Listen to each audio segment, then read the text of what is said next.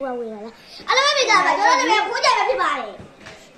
အလုံးမိသားဒီမှာဝယ်ပဲဖြစ်ပါတယ်ကျွန်တော်ကပေါင်းပြီးတော့ဒီစားတော့1 inch pen ခြေနဲ့နှုံးမှာဖြစ်ပါတယ်ဟုတ်ပါတယ်1 pen ဆိုတာတော့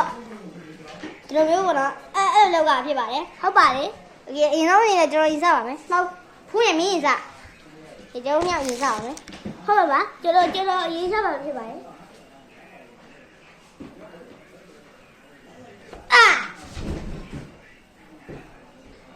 ဟုတ်လားဒီကကြောကလေးပါဟုတ်ပါတယ်မင်းဒီလားဟုတ်ပါတယ်အဲ့လိုကလေးပါ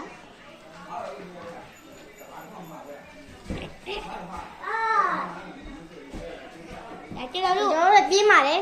ကဲဒီနေ့တော့ကျွန်တော်တို့နောက်တဲ့ challenge တစ်ခုသွားပါမယ်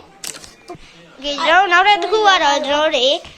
ကင်းငေါက်ထုံမှာဖြစ်ပါတယ်ဟုတ်ပါတယ်ဒီကောင်လေးဒီဖူးညံလေးကူညီပေးပါပါဟုတ်ကဲ့ပါတယ်ဟုတ်ပါတယ်ကျွန်တော်လည်းကူညီပေးပါပါโอเคအဲ့တော့ကျွန်တော်ထောင်းမနေတော့ဒီကျထောင်းမနေရတော့အာလီ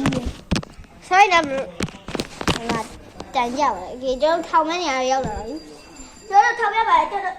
ဒီကောင်ဆုံးပြပါလေဘယ်သူထားရမလဲဆိုတော့ဟိုကစုံစမ်းချပါမယ်နိုင်ရဲ့လူကတော့လုံးကောက်အောင်ဖြစ်ပါတယ်ဟုတ်ပါတယ်စုံစမ်းစီ